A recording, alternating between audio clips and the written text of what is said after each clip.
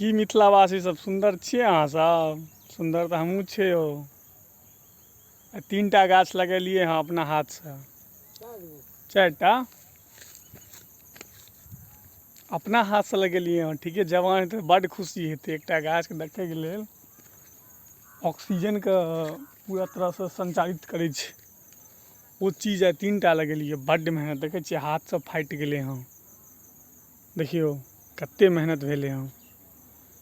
लगातार 4 दिनसँ मेहनत करै छियै। ठीके कहै छी। मेहनत देखबै जा कऽ पिछलावला वीडियोमे जीरो से हीरो छै ने, ओहिमे देखबै जा कऽ मेहनत कते भेलै हँ। बहुत मेहनत छै कलममे, बहुत मेहनत भेलै हँ। गाछ देखियौ सुन्दर लागै छै नहि, ऑक्सीजनो देतै आ सुन्दरो लगतै आ प्लसमे लकड़ियो हेतै, आमो हेतै, छाँहो हेतै, सब तरीकासँ होइ छै। एकटा गाछ अहाँके 6 गो 7 गो चीजके उपलब्धि होइ छै। बहुत चीज वातावरणके लेल अहम चीज छै। 2 साल भेलै गाछके इएह हाथसँ लगेने छियै। लागि गेलै लेकिन मोनमे फोड़ल एकटा आओर 2-3टा आओर गाछ लगा दी, से लगा देलियै। देखियौ तऽ ओकरा सुतेने छियै केना, जेना आदमीके सुतबै छै ने तहिना घेरलियै हँ। की बुझलियै?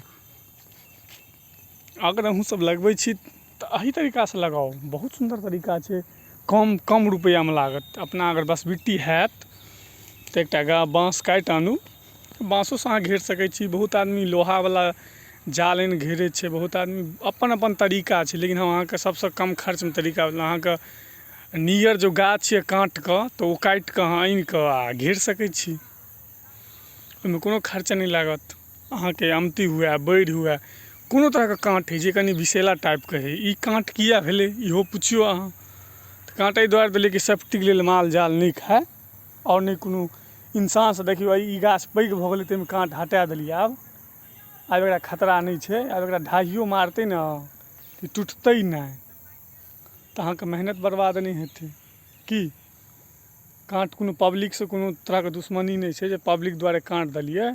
काँट एहन कोनो बात नहि छै।